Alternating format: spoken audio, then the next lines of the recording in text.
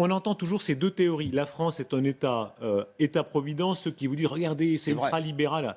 Vous avez un parti pris, vous dites France, économie socialiste.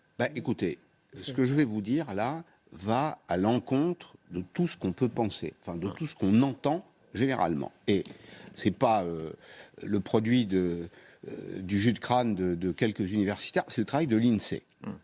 INSEE plus Xerfi.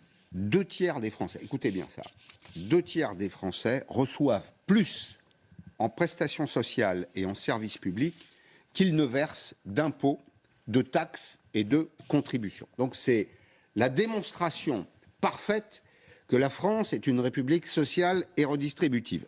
Quelle méthode a été utilisée? Parce qu'on s'intéresse à ce qu'il y a sous le capot.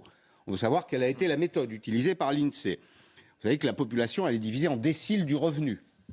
Il y a 10 déciles du revenu, 9 déciles du revenu, il y a, comme dans les intervalles, vous savez, c'est ce qu'on apprenait à l'école. Et donc l'INSEE a pris un ménage type par décile pour observer sa situation et pour identifier sa contribution nette. En fait, ils ont fait la balance des transferts, ce qui est payé, ce qui est reçu. La difficulté, c'est que certains services, on verra ça juste après, certains services ne sont pas tout à fait personnalisés.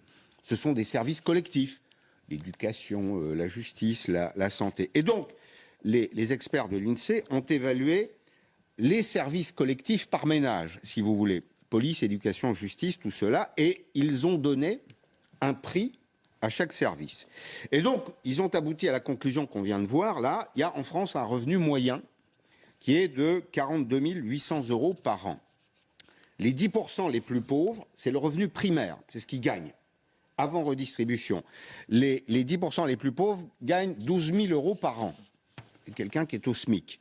Les 10% les plus riches, 133 000 €. Alors maintenant, la question, c'est celle de la redistribution. Comment est-ce qu'elle s'opère et qui paye? Eh bien, le tableau qui suit est vraiment très spectaculaire. Les 10% les plus riches donnent 35% de leurs revenus. Les 10% les plus riches donnent 35% de leurs revenus dans les politiques de redistribution. Et cette redistribution, elle contribue pour 63%, plus de la moitié, aux revenus des 10% les plus pauvres. Alors, il y a des services, des outils de redistribution multiples, il y a des services, la santé par exemple, l'éducation, l'action sociale.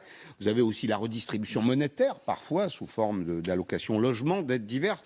Au total, ça nous fait une enveloppe chaque année de 54 milliards d'euros qui sont redistribués des plus riches vers les plus pauvres. Qu'est-ce qu'on voit, Darius?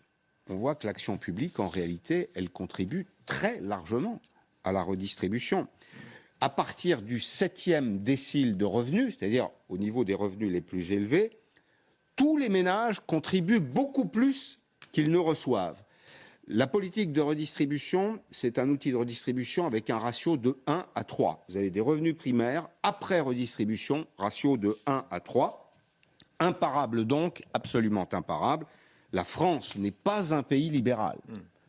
Les chiffres le montrent. Enfin, c'est l'évidence. Alors, j'entends des gens parler des politiques libérales depuis 20, 30 ou 40 ans. Ce sont de joyeux amateurs, comme dirait le camarade Jean-Michel Apathy. La France, c'est une république sociale, redistributive, comme nulle autre ailleurs.